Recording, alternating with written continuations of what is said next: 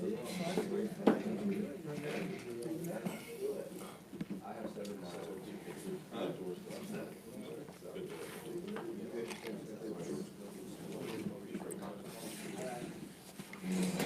right. Tomorrow and Bechorot, are they don't, if they're shul? Ice ones? Yeah, there's like a stack of them. Small ones, like that family size? Yeah, they were donated. They should be stamped. Good morning. There's some of them, one of them has a thing in there, but if not, I have a couple stamps here, but they should be stamped. I believe so. Yeah, I'll double check with the Dina this morning because I think we just ordered them. Because I think there was a Hanukkah sale. Yeah. Let me check with her. Okay. Thank you, Michael. Yeah, thank you. All right, Rabbi, say good morning. Let's begin.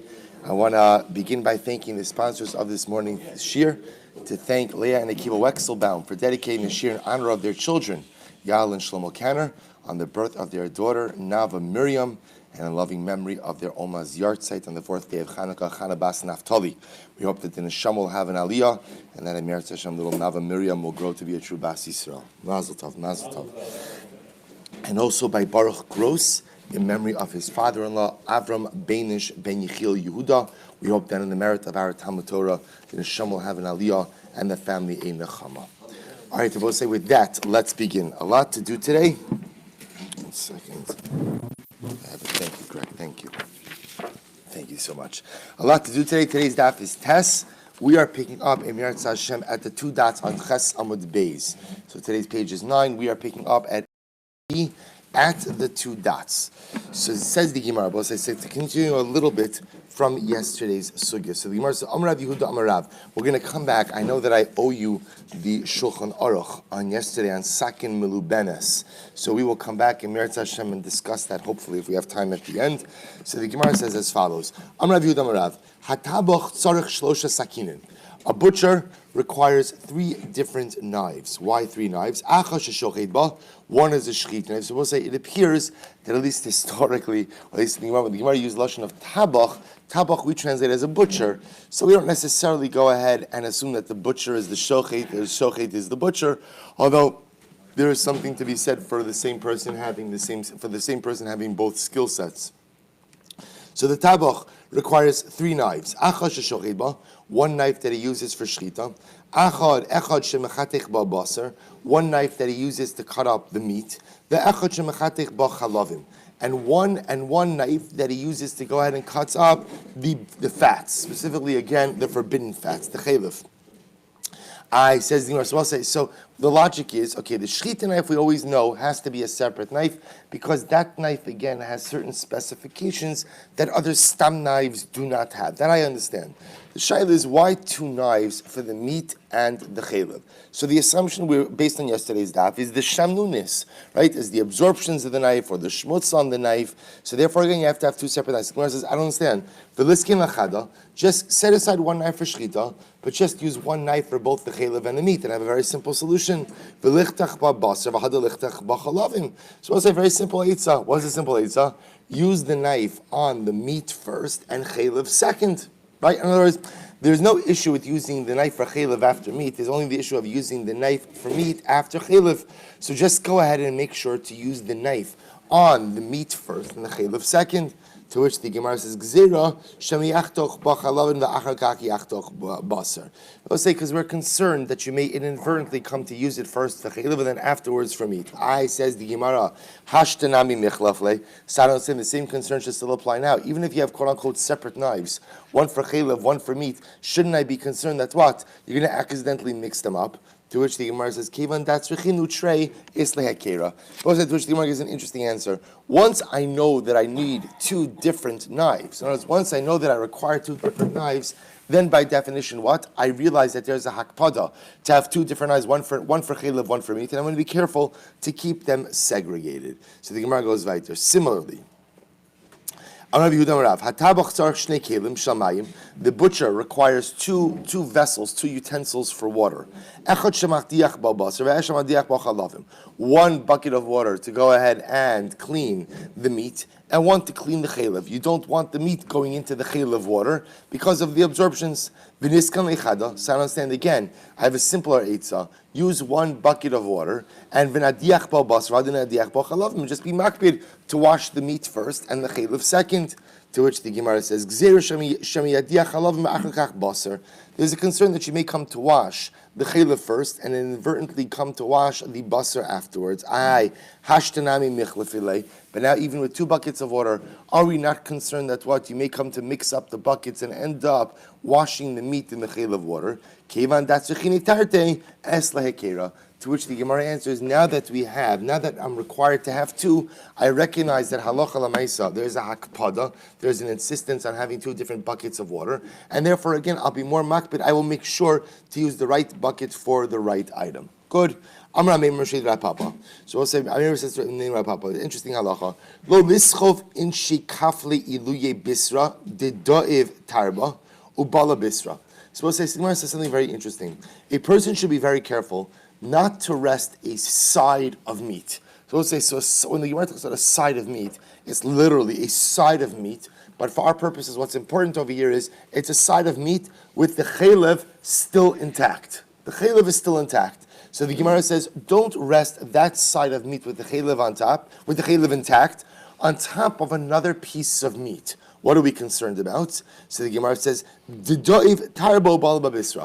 we're concerned that the chaylev will drip off the side of meat and will be absorbed into the piece of meat that it is resting upon. Says the Gemara, Ihachi, ki taritzi nami dov tarabala bisra. So we'll say, but again, I don't understand. So then forget about resting one piece of meat on top of another piece of meat.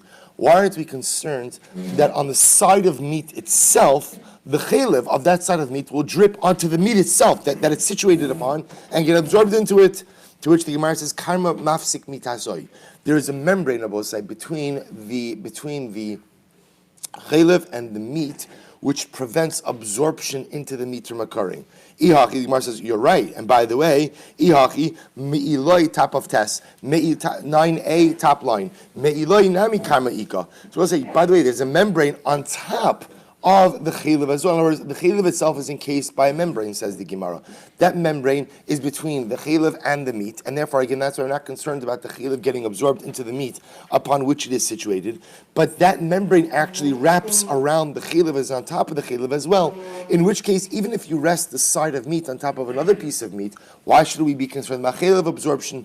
To which the Gemara answers, Aidi de memashmisha yada tetapcha miftach.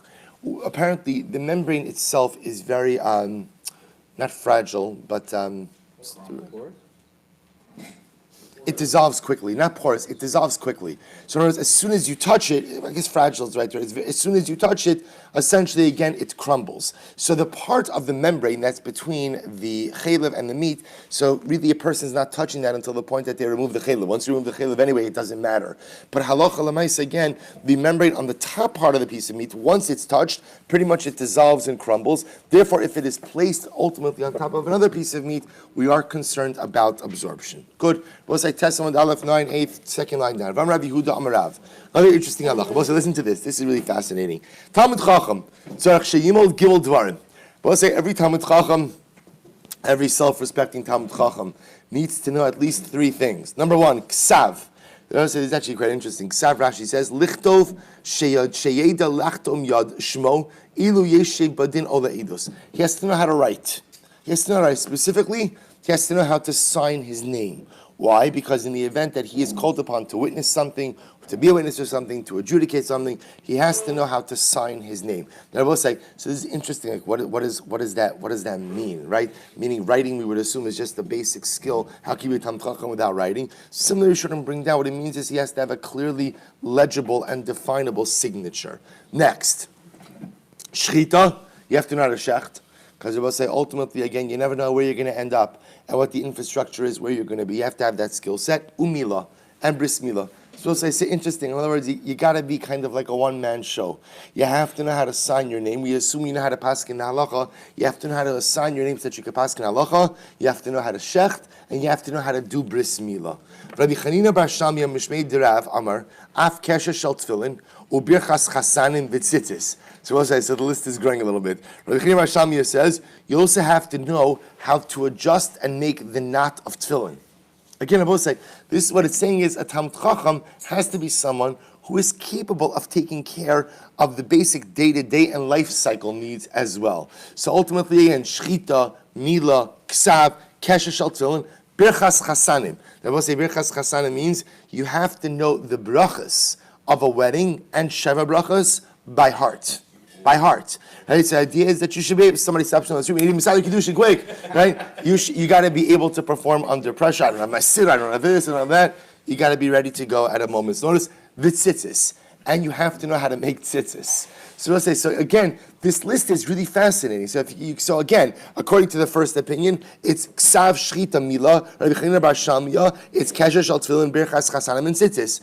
V'idach. So we'll say. So why doesn't Rabbi Yehuda go ahead and include these last three of Tefillin, Kesher Shel Tefillin, Birchas Chasanim, and Tzitzis? Hani Shchichan. Because we'll say those are more obvious, right? More obvious or more common. In other words, that again, Shchita Mila is a more defined skill set, right? Ksav, I don't know, Ksav is not saying it's defined the skill set, but I guess to have a discernible signature is a little bit more of an avoda. So those are more defined. Tefillin, Kesher Shel Tefillin, because something you're doing every day. Tzitzis, you're doing it every day. Birchas Chasanim, okay, it's brachas. So it goes. Those are easier. Those are easier skill sets to absorb. Rabbi Yehuda Amar Shmuel. Kol tabach. Listen to this next case. Kol tabach she'eni yodeh hilchos shchita asur le'achol mishchitasa. We will say any butcher or any shochet who doesn't know the laws of shchita, you cannot eat of his shchita. Now, we'll say what's fascinating to note about this says, now what does this mean? A tabach, a butcher, a shochet doesn't know hilchos shchita. We'll say it's very simple. He knows how to perform the act. He just doesn't know the halachos. So in other words, he knows how to cut.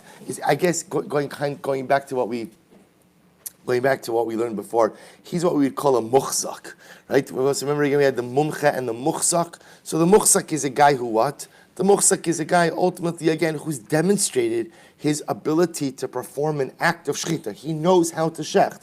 Just because he knows how to shecht doesn't mean he knows the halachas. So the Gemara says, any shochet, any tabach, any butcher who shechted, who does not, we know he doesn't know hilchos shchita, you are not allowed to eat from his shchita. What are the halachos of shchita? Velo and hilchos shchita. So we're actually not going to get into this now because we'll talk about this in greater depth later. But the halachos of shchita are shehiyah, drasa, chalada, hagrama, and ikr. So I'll say ultimately what this really means is these are the things which invalidate shchita, right? So again, we'll discuss all of them. There's shehiyas, which is pausing, drasa, which is pressing, chalada, which is burrowing. These are all different ways to cut the simanim, which would invalidate. Ikur, right? Hagrama means dragging. Ikur means stabbing. So we'll say, so again, if it's not proficient in these halachas, then what? Then halacha l'maaseh shchita is possible. My kamash malan kula tanina. So we'll say, so okay, wait, what's the chiddush here? We know how obviously we can't trust you to do a shchita if what? If you don't know the halachas. To which the Gemara says, no, I'll tell you what the novelty is. Lo tzricha sheshachat lefanenu beis v'gimel pamim v'shachat shapir. We'll say, what's the case? The case is where this guy shechted in front of us already 2 or 3 times. We've seen his shchita, and what do we have to say about his shchita? The man knows what he's doing, right? This guy shechs like nobody's business. Right? So again, goes back to what we said before, it's what we would call a muchzak. It's someone ultimately, again, who clearly knows how to shecht, but we also that he does not know the halachas. So I might have thought that what ma'udatema midi idach shapir shachat shapir haynami shachat shapir. I would have thought like this. Listen, the guy has a track record. He has a chazaka that he knows what he's doing. From the fact that the 2 or 3 that I saw ultimately again were done very well, I could assume that this one, which wasn't done in front of me, but I only have the animal after the fact, was done as well. Kamashmalan kevan delo gamir zimnin deshay v'daris v'lo yada. Both said there's actually an incredible Gemara. Therefore, the Gemara says Kamashmalan no. That halacha lemaisa. If I guess see what the Gemara seems to be saying is if halacha lemaisa, I witnessed the shchita. So okay, I could attest then to the validity of the shchita. But if I did not witness the actual shchita, then halacha l'maisa, I cannot assume the man knows what he's doing if he doesn't know the halachas. Why, Rabbosai? Because as we'll see in the laws of shchita, there are very small mistakes you can make that ultimately, again, could invalidate the shchita. Now, those mistakes will not change the way the finished product looks. So you will not be able to tell from the finished product if the mistakes were made or not. But again, if a person doesn't know what he's doing, halacha l'maisa, he can end up making these mistakes and not even realize that he made the mistakes. The Shabbos say, if you think about it, is an exceptionally profound musar in life. If you don't know what you're doing, you don't even know the mistakes that you're making. It's not just true for Hilchos Shchita, it's true for all areas of halacha within our Yiddishkeit, which is why it's always so important to go out and continuously broaden our halachic horizons, because sometimes we end up doing things wrong, not chas v'shalom out of malice, but just because you don't know. If I don't know, I cannot prevent myself from making mistakes. Hatabach. It's incredible halachas. The butcher, the shochet, has to check the simanim, has to check the signs after shchita. After shchita. So it says the Gemara, it has to be checked after shchita. Amar Rabbi Yosef, afanan namitin, and we also learn this. Rabbi Shimon Omer, so we'll say what this means is that even after the shchita, the simanim have to be checked, even though we just said before that certain things, invalidations could occur. If halacha l'maisa again, and the simanim could look fine, nevertheless there's an obligation of simanim review, simanim investigation. When we say simanim, by the way, we're talking about the cut windpipe and the esophagus. They have to be examined after the shchita. So Rabbi Yosef, af anan namitanino. So Rabbi Yosef said, you're right, we already learned this. What did we learn? Rabbi Shimon Omer, im shah kidei bikur. So we'll say, listen to this. We're going to see that the first psul mentioned regarding shchita is what's called shehiyah. So we'll say, so shehiyah means pausing. The halacha is shchita must be done in one swift act. You cannot pause. You cannot pause. Now we're going to discuss why, but in a nutshell, the reason you cannot pause is that we are concerned that if you pause in the middle of shchita, the animal will die as a result of non-shchita reasons, right? This animal will suffer, whatever it might be. We'll discuss it in greater depth, but you're not allowed to pause during shchita. Shchita must be done quickly. So Rabbi Yosef says, the Gemara says, Rabbi Yosef says, or I should say, yeah, Rabbi Yosef says, or Rabbi Yosef says in the name of Rabbi Shimon, Im shakadei bikur. If you went ahead and you, so we'll say, so what is the shir shehiyah? Right? How long, if you wait, does it invalidate the shchita? How long, if you pause, does it invalidate the shchita? So the Brisa says, kedei bikur. Now, we'll say, kedei bikur literally means what?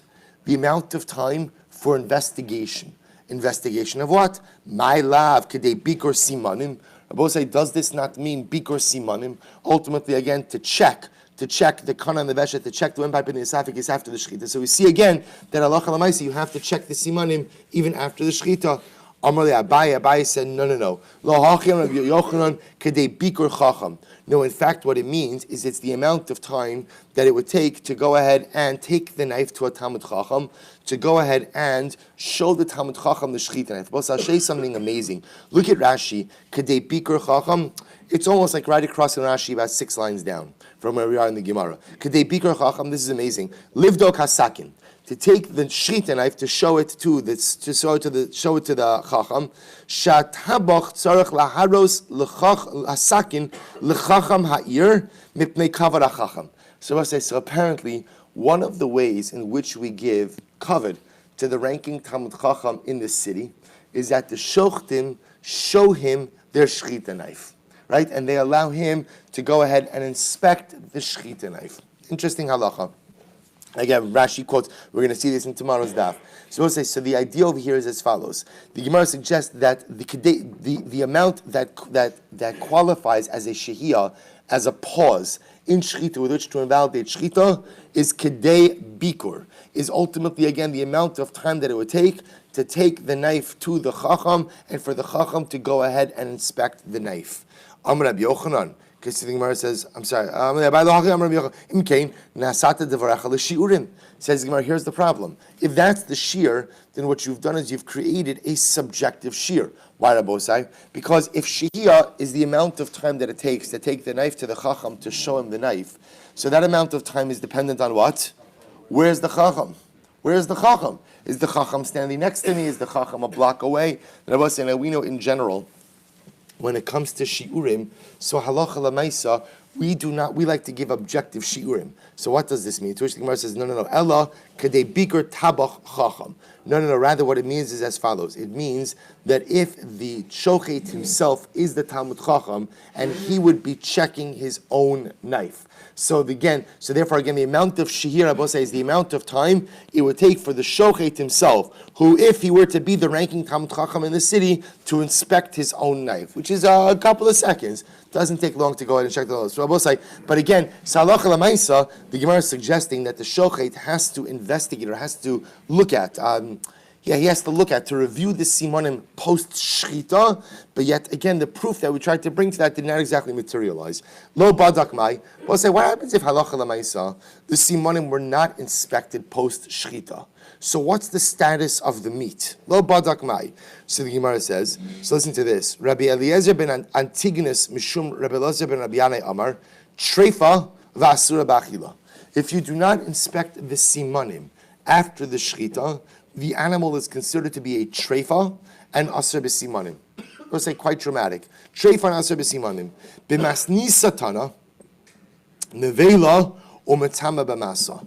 We'll say in the Brisa we learned, it's not a treifa, but rather it's an nevela. We'll say, what's the chilik between a treifa and a nevela? So remember again, a nevela conveys tumah. Right? A treifa is an animal ultimately, again, that has some type of disqualifying factor. A nevela is just an animal that died of non-shchita causes. A nevela conveys tumah, a treifa does not. So Rabbi say, so bottom line, both Rabbi Eliezer ben Antigonus and Rabbi Yanai are both saying that what? That halacha lemay, or I should say, and Rabbi Eliezer ben Rabbi Yanai are both saying that the animal is not good, is not fit for consumption. The machlokes is what's its status. First opinion says it's a treifa, asr b'achila. Second opinion says it's an avela and actually conveys tumah. But my kamifka, so what are they arguing about? Bid Rav Huna. They're arguing Rav Huna. Da'amar. It's actually quite fascinating because Rav Huna says, "Behema b'chaya b'cheskas isur omedes." An animal, while it is alive, has a cheskas isur, has the status of isur. So we'll say, what's the status of isur when the animal is alive? Look at Rashi. Behema b'cheskas isur omedes. This is amazing. Sheyasura mishum iver minachai. I would say very simple. When an animal is alive, it has a cheskas isur. What's the isur? Iver minachai. Right? If you were to rip off a limb of that animal, you would be in violation of taking a limb from a living animal. Therefore, again, Rashi says, Hilchach im nolad safek b'shchitasa. If you shechted the animal and there is now a safek in the aftermath of the shchita, or there's a safek in the shchita. Because remember again, what's happening in this case? I have failed to check the simanim after the shchita. So now there's a safek, is the shchita good or not? Ubasa lahamida al cheskasa, shari b'chol davar ato omer he'eme davar al cheskasa, shahaya mitchila, shein yachol lo tzia mimena ayidei safek. Nimtseis omer shebehema zu asura, shari b'cheskas iser haisa tchila, umisafek ata bala atira, sham nishchata mirai, al tatira misafek achiva. This was say, watch this. So the Gemara, let's go back to the Gemara. Pema b'chaya b'cheskas iser amedes. Here's what we know. The animal when it's alive has a chazaka. What's the chazaka we'll say of a living animal? It's aser. It's aser. Why is it aser? Ever minachai. Okay. So an animal has a cheskas iser. Until when? Ad sheyivadelecha b'man nishchata. Until you know ultimately again how it was shechted. Nishchata harihi b'cheskas heter. Once it's been shechted appropriately, then it has a cheskas heter. Ad sheyivadelecha b'man nitrafa. Unless you become absolutely clear that it's no longer in a cheskas heter and it has become a treifa. The Rabbi says, so watch this. What we're saying over here is that an animal has different states of chazaka. While the animal is alive, it has a cheskas iser, ever minachai, right? And that iser remains there until when?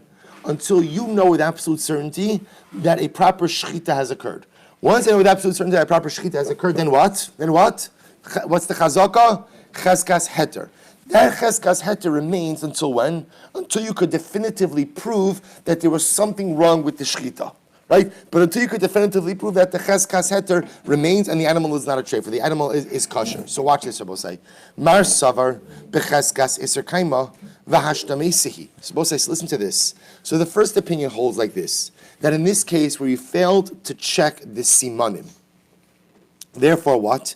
You cannot go ahead and assume that the animal had a proper shechita. So because I can't assume the animal had a proper shechita, therefore what?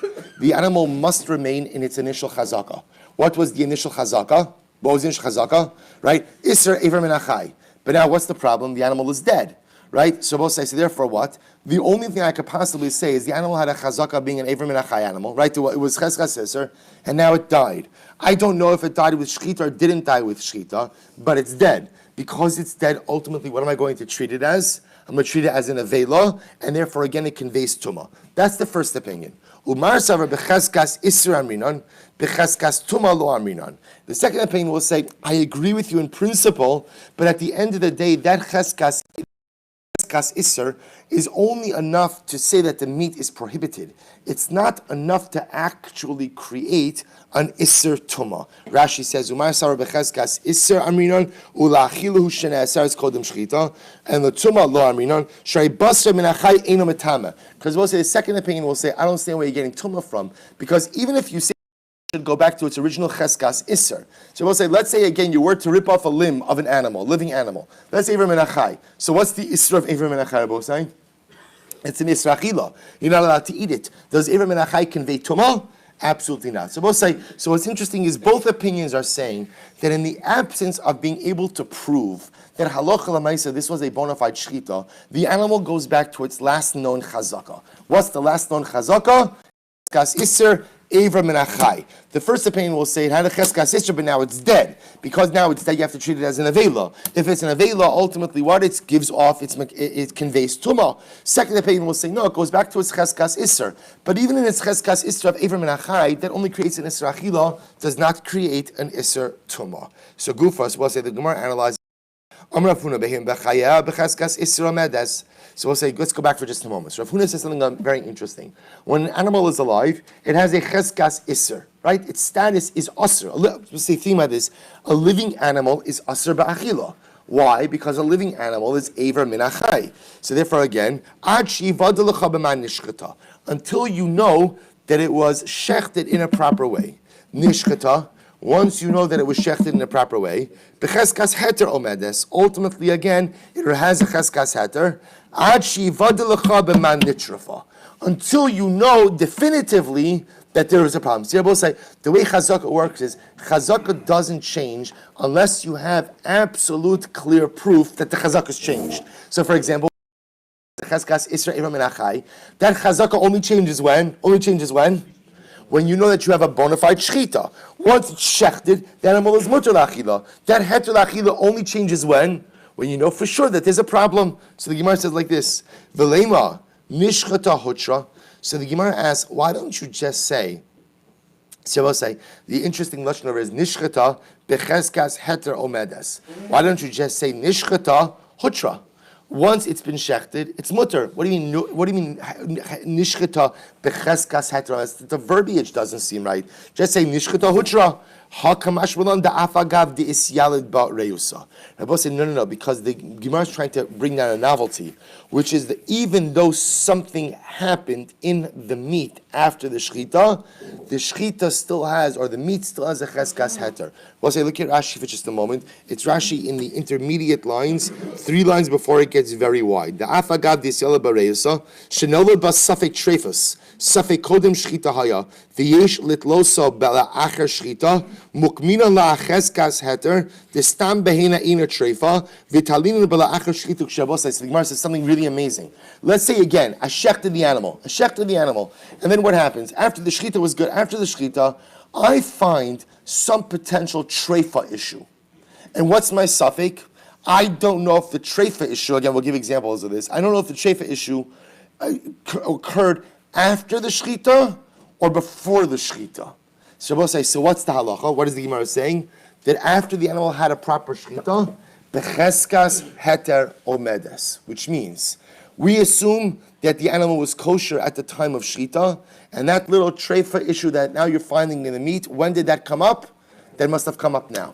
that must have come up post shchita, and I will say obviously anything that happens in the meat after shchita is not going to invalidate the ability to consume that meat. So we'll say Sigmar is going to give examples of this. Rabbi Ami Rav Huna. Both listen to this. And as Rabbi Abba asked Rav Huna, listen to this case. Bozev. So we'll say here's the case.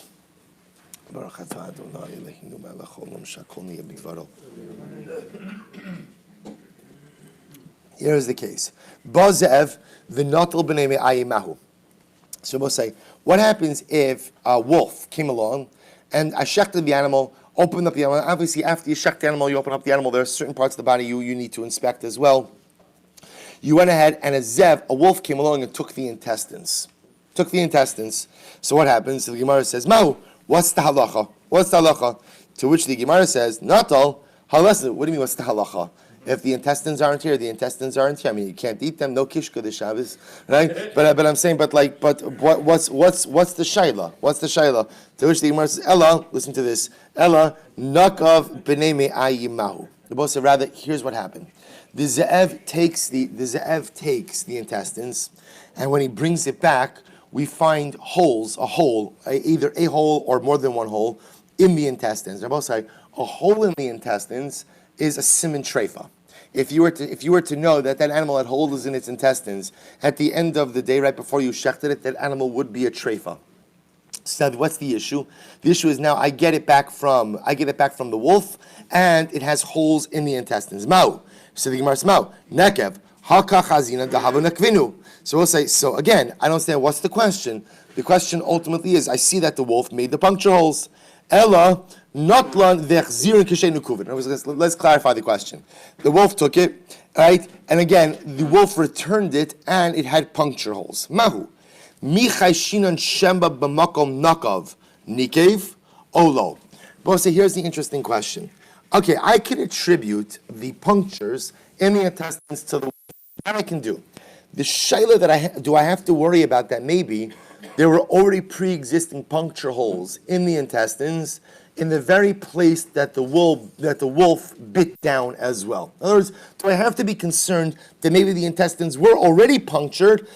I never knew. I'm not going to know about that previous puncture because the wolf punctured it in the same place. To which the Gemara, Amalei in choshesh shema b'makom nakav nikev. We are not choshesh Rabosai that halacha l'maisa. The place where the wolf bit the intestines, there was already a pre-existing puncture. We're not worried about that. To which the Gemara says, really, is that true? Eisvei, the Gemara raises the kasha. Eisvei ra'at sipor hamenake b'te'ino. If you see a bird pecking away at a fig, va'achbar hamenake ba'avatichim, or a mouse going ahead and nibbling away at melons, what's the halacha? Choshishin shema b'makom nakav nikev. I will say, I have to be concerned about the following. That maybe in the place where the bird pecked or the mouse nibbled, Rashi points out, maybe there was already a pre-existing hole. Now, I will say, now what am I concerned about ultimately again with the pre-existing hole? What I'm concerned about, I will say, is a snake. Rashi points out that maybe a snake bit into this fig or bit into this melon, injected its venom, and therefore I'm not allowed to eat this al sakana. To which the Gemara says, so you see from here, say, Choshishin shema b'makom nekev nikev. I am concerned that the same place where the bird pecked, or the same place ultimately where the mouse nibbled, that maybe a snake got there first, but I can no longer see that the snake got there. Why not? Because the bird covered its tracks, the snake's tracks, or the mouse covered the snake's tracks. So we'll say, so you see from here that you are concerned for a pre-existing condition. So therefore, going back for just a moment, when the wolf takes the intestines, punctures the intestines with his fangs, I should be concerned that maybe there was a pre-existing puncture in the intestines, which rendered the animal a treifa, which tells that the animal is not fit for consumption. Amarle, so he said to him, Mikamedamis isur sakanta. You're mixing two different cases, Rabosai. One is a case of Isser. The case of the intestines is a case of Isser. The case over here of the bird pecking into the fig, or the mouse nibbling at the melons, and a concern that maybe a snake got there first, but ultimately, again, the snake's involvement was masked by the bird and the mouse. We'll say that's a case of sakana. This whole idea, so we'll say, in general, we say Sakana shiny. I will say, any time that we are ever dealing with sakana, halacha always deals with dangerous situations in a more chomer fashion than isser situations. So the Gemara is suggesting over here is, you're right, when it comes to isser, I am not concerned that there was a pre-existing condition. So when it comes to isser, I am not concerned that in a place where the wolf bit down on the intestines, that there was a pre-existing puncture hole. That I'm not concerned with. But when it comes to snake venom, which is an issue ultimately again of sakana, I absolutely am concerned that maybe the place where the bird pecked, a snake was there first. Maybe the place where the mouse nibbled, a snake was there first. So the Gemara says, Amar le Rava, Maishna safik sakanta l'chumra, safik yisur nami l'chumra. So I still don't understand. Just like again we would say that a safek sakana, you go l'chumra. So why wouldn't we say that a safek chumra, a safek isur is also l'chumra? So we'll say, Abaye says, Rava, what are you talking about? V'lo shani bein yisur l'sakanta. Are you ignoring the fact that halacha always makes a distinction between isur and sakana? Right? We'll say there's a difference between things that are asr, else being asr, and things that are asr, else sakana. He gives an example. The Gemara says, listen to this. Safek tuma birshus harabim sveiko tar. I will say there's an interesting halacha when it comes to tuma, that if you have a case of safek tuma in a public domain, safek tuma that occurs in a public domain, the halacha is sveiko tar. The halacha is the safek is tar. We'll discuss why that is in just a moment, right? So the Gemara says, yet, the ilu safek mayin megulin asurin. There's a halacha that says that one is not supposed to drink water that is left open overnight out of concern that a snake may have come and ultimately injected its venom into it. There's a whole discussion about whether or not we have to observe this particular halacha today. So the Aruch HaShulchan has a whole discussion about this. He explains we're not really so nishar, or many are not nishar, on Mayin Megulin today. This is because we live in more urban areas. And therefore, again, the concern ultimately that the snake's gonna come to my water and inject its venom, that was reflective of certain realities that they were living with. He said we don't have those same type of realities. Nevertheless, there are still plenty of people who are. It's still brought down in Shulchan Aruch about Mayim Megulin. In any event, so the point that Abaye is trying to make over here is as follows: if you have a case of safek tuma birshus harabim, the halacha is sfeiko tahor. Right, a case of doubtful tumah in a public domain. Again, safek is tahor. Yet safek mayin megulin. Right? What's safek mayin megulin abosai? I have doubt. Did I leave my water uncovered or not? What's the halacha? Asurin. Shabbosai, what do you see from here? What do you see from here? That safek iser is treated more chamer. Safek sakana is treated more chamer than safek iser. So Abaye says to Rava, I don't understand that you're ignoring the fact that we treat sakana different than isser. To which Rava responds, no. You're wrong. Amalei hasam hilchasa gemirila misota. They both say the fact that safek tuma birshus harabim is tahor is not a din in safek isser. It's a din in safek tuma, and it's a din ultimately learned out from sota. Mas sota birshus hayachid, af tuma birshus yachid. They both say sota becomes to a certain degree a little bit of the paradigmatic case for tumah. Even though, again, it's a different kind of tumah, it's not a ritual tumah. But again, it's a physical defilement through potential adultery.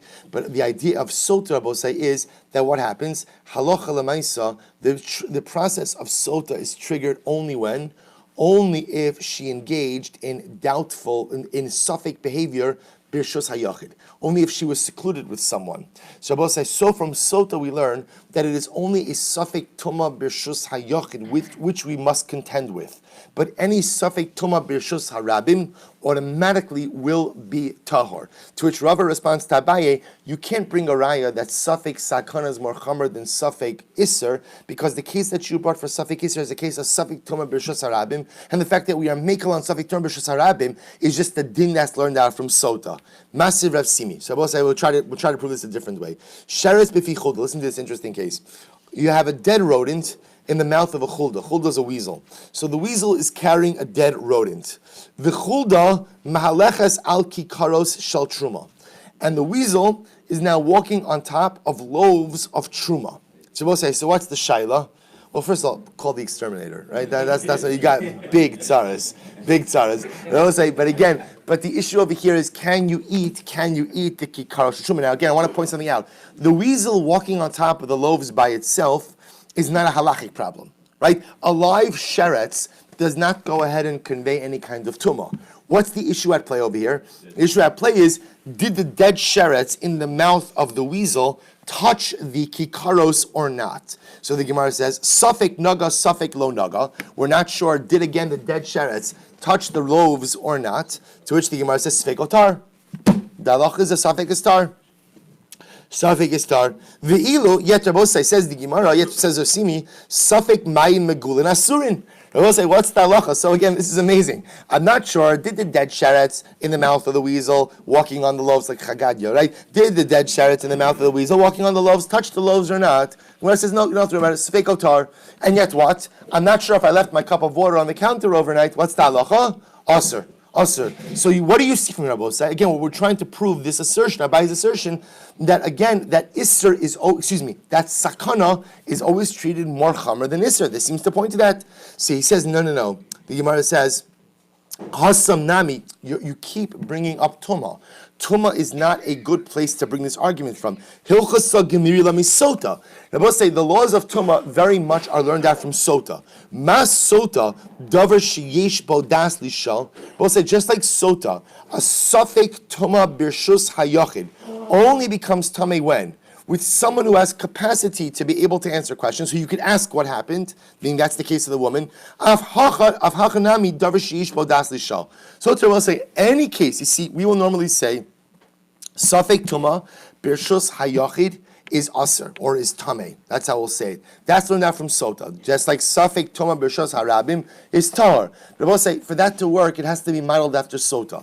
Just like the Sota process involves human beings who have das and therefore can answer questions, so too the only time we will say that Safek Tuma Birshus Hayachid is Tameh is only when it's Yesh Bo Das Lishael. Only when ultimately, again, you're dealing with entities which have capacity to answer questions. But in this case over here, Rashi says Yesh Bo Das Lishael, nitmu im lav vasura min asafik b'shus hayachid af kol Rashi safik tumas ha'ma'orus b'mishi yesh ban das lishal k'gon adam sha'avar ba'oil sheretz on avela safik naga safik no b'shus hayachid seiko tamei aval kikaros shein man das lishal. No, so we'll say, so in this case over here, where the kikaros, which are the affected items, do not have the ability, obviously, to answer or to discuss what occurred, so ultimately that type of safik tuma will be tahor. So we'll say, so once again, the Gemara is trying to prove this idea that sakana is more chamer than iser, but keeps bringing up cases of tumah, to which the Gemara says, stop it with the tumah already. Because again, the laws of tumah Rabbosai are a parsha unto themselves, are modeled after sota. Because of that, you cannot draw any general principles about iser from tumah. So we'll try again. Rav Ashi. So Rav Ashi says as follows, we'll say, Tashma. Sluchis sheniach megula. An interesting case. You leave about say in this case over here, I have a tzluchis. What's in my tzluchis? Rashi says shemal uha. Right across in Rashi. We'll start this case. We'll have to stop in a moment.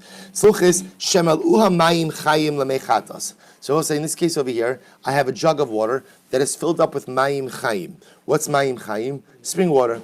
Spring water. I'm going to use this to mix it with the ashes of the para aduma. Va'adayin lo niskadshu be'efer. I have not yet mixed in the ashes. So be'efer de'im niskadshu tmeah. So we'll say, listen to this. So now I have my jug of spring water. That spring water is going to ultimately be mixed with the ashes of the para aduma. And what happens? Shenicha megula. I left it open. And I will say something very interesting happens. Uba matzah mechusa.